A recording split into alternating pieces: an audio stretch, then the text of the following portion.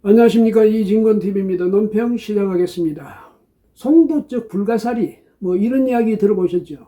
옛날에 고려 말에요, 그 송도에 불가사리가 그냥 설치고 다녀가지고 온 그 도읍에 있는 그 사람들이 다, 백성들이 다 벌벌 떨고 임금까지도 벌벌 떨고 그랬다는 것 아닙니까? 군사를 보내서 잡으려 해도 불가사리니까 못 죽이니까.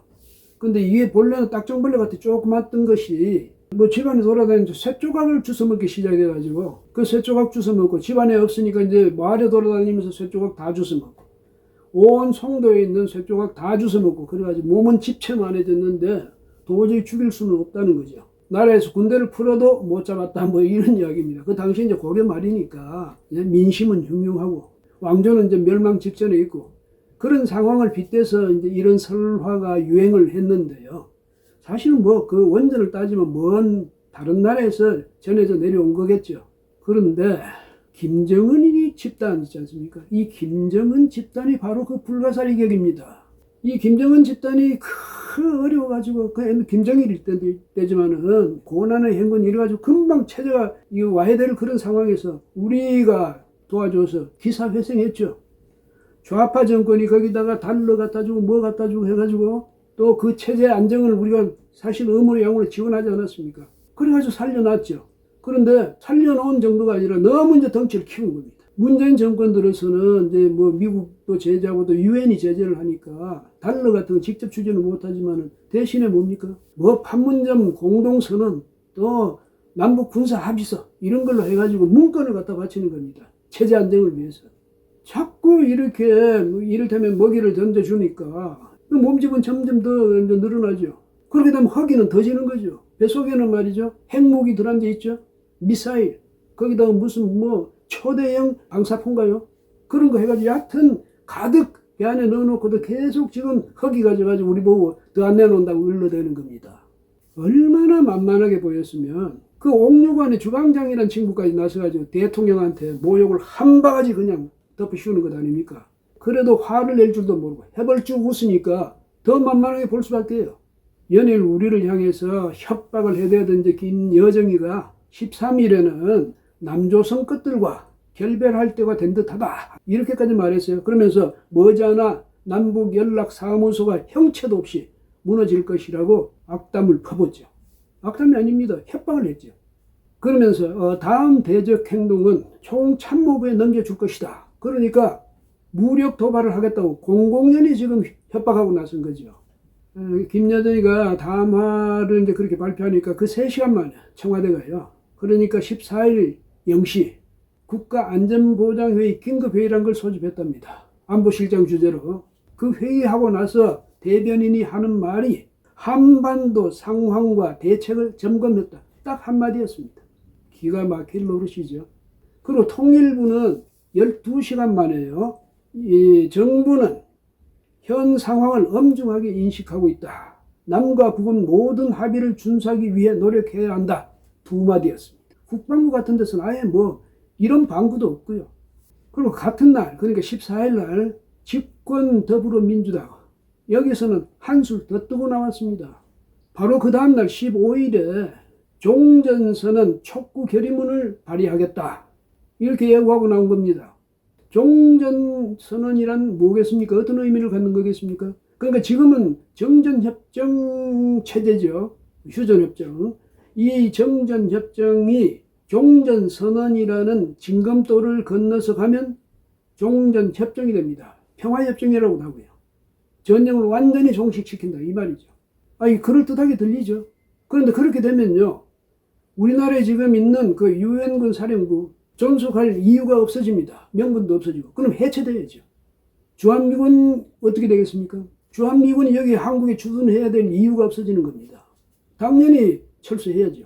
그러니까 거기다가 만약에 또 지금 한창 우리가 서두르고 있는 전시작전 통제권 있죠. 이걸 주한미군 사령관으로부터 우리가 인수받게 되면 그 다음에 우리는 방탄복을 완전히 벗어버리는 셈이 됩니다. 그냥 나 쏘세요. 그럼 나 죽을게. 이런 격이 되는 거죠. 정권 주변에 내로라는 사람들도 가만히 있겠습니까? 말이 하고 싶으면 못 견디는 그런 인상입니다. 정세현 전 통일부 장관, 우리 정부가 북한한테 이런 모욕을 또 수모를 당하게 만든 것이 사실은 미국이었다. 이렇게 주장하고 나왔습니다. 북한이 잘못이 아니라는 거죠. 김정은이는 착한데 미국이 나쁘다 이 말입니까? 참 어디 말을 해도 꼭 이런 식으로 하는지 모르겠네요. 민주당의 중진이죠. 송영길 의원. 이 사람도 질세라 또 말을 거들고 나왔습니다. 조지 플로이드가 숨을 쉴 수 없다. 이렇게 말을 했다. 목이 막혀 죽겠다는 게 지금 북한과 유사한 상황이 아닌가 생각된다. 조지 플로이드가 어떻게 죽었습니까? 경찰이 목을 눌러가지고 숨이 질식해서 죽었죠. 그런데 억울하게 죽었지 않습니까? 그래서 지금 미국에서 저런 시위가 벌어지고 이러죠. 근데 김정은이가 그렇게 억울합니까? 아니 비교할 때를 비교해야죠. 그 김정은이가 그렇게 억울하니까 우리가 그 억울함을 풀어줘야 된다 이 말입니까? 그렇다 합시다 그러면. 억울하다 합시다. 그래서 김정은이에 대한 그 경제 제재를 다 풀어줍시다. 그래서 김정은이가 숨을 돌리게 되면 갑자기 착해집니까? 개과천선에서 핵무기 다 포기할 겁니까? 말이 되는 말을 해야죠. 1930년도 후반에요. 영국이나 프랑스는 히틀러의 평화 여기에 기대를 걸고 있었어요. 기대를 걸었다기보다는 그렇게 믿고 싶었겠죠. 예. 그들이 비실거리는 사이에 히틀러는 라인란트, 또 오스트리아, 체코, 폴란드, 노르웨이, 덴마크, 룩셈부르크, 벨기에 야금야금 다 집어먹었어요. 그 다음에 마지노선을 우회해가지고 프랑스 점령해버리지 않았습니까? 근데 그런 과정에서도 영국의 정치 리더들은요, 평화의 꿈에서 깨어나길 거부했죠. 왜? 겁이 나니까 그랬겠죠. 이 사람들은 끝없이 평화 이랬습니다. 히틀러야말로 평화의 전사다 이러고. 자신들이 평화주의자 이렇게 불리기를 아주 멋있다 그렇게 생각했을지 모르죠. 그렇지만은요, 근본적으로는 뭐였겠습니까? 앞에 말씀드렸지만 겁쟁이였기 때문에 그렇습니다. 문재인 대통령이요, 김여정이가 그 못된 말을 하고 난 이틀 후에 이야기를 한 걸 들어보면 참 절망스럽기까지 합니다. 15일 수석리 보좌관 회의를 주재하면서 나와 김정은 북한 국방위원장이 8천만 결의 앞에서 했던 한반도 평화의 약속을 뒤로 돌릴 수는 없다고 밝혔다네요. 우리가 뒤로 돌리려고 합니까 지금? 김정은이는 착해서 앞으로 계속 그 약속을 지키려 하는데 구불구불 흘러도 끝내 바다로 향하는 강물처럼 남북은 낙관적 신념을 갖고 민족 화해와 평화도 한 걸음씩 나가야 한다 이런 말도 했습니다. 이분 말이죠. 정말 강물하고 바다하고 참 좋아해요. 아니 강물은 의지가 없습니다. 어디로 가겠다는 지향점도 없죠. 그러니까 낮은 데로만 가는 거 아닙니까? 결국은 바다에 가는 거죠. 김정은이가 아무 의지가 없습니까? 지향점이 없습니까? 뻔히 알면서 왜 그런 이야기를 자꾸 이런 데다 비유합니까? 그러니까 그 문재인 지지하는 사람들, 이러면 또 친문 세력들, 그 흉내 계속 내고 있잖아요. 제발 말이죠. 격에 맞지 않는 그런 비유를 들어가면서 자기 행동 정당화하려고 하지 마세요. 김정은 변호해 주려고 하지 마세요. 현실은 현실 있는 그대로 직시를 해야죠.